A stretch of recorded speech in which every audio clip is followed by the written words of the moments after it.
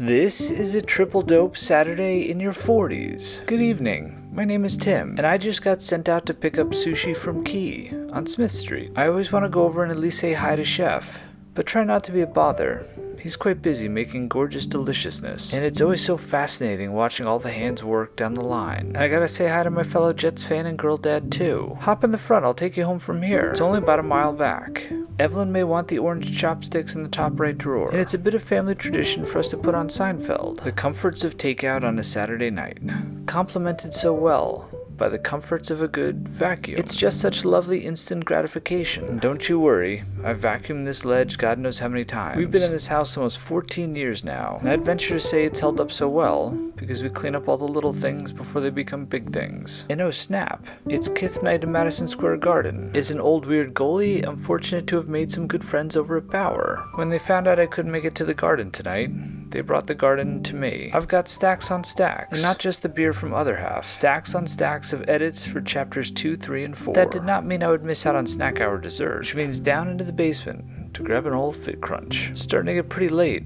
Better go grab the Weller for the last sip of the night. And as luck would have it, we're into overtime. So while I'll pay my respects to the day that was, I'm gonna buckle in for a shootout. Way to go, Igor.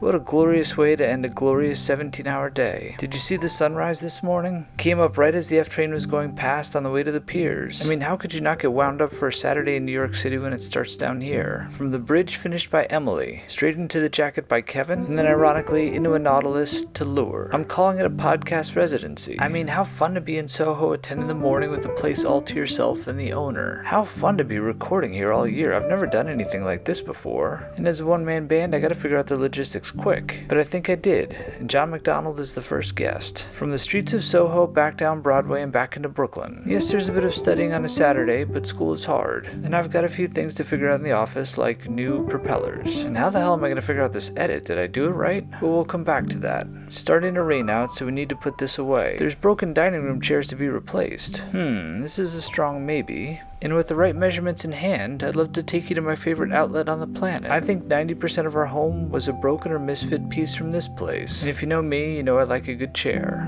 We'll snoop around for a bit, there's much to check out. But no sitting on the job as Neil might pop by. Simply one of the nicest humans on the planet, on his way to get another piece from the tattoo artist that we share. And a Saturday in Carroll Gardens wouldn't be complete without a pop-in by Georgie. And wouldn't you know it, all the footage turned out great. No matter what happens, you cannot ban creativity, which is just one more reason why.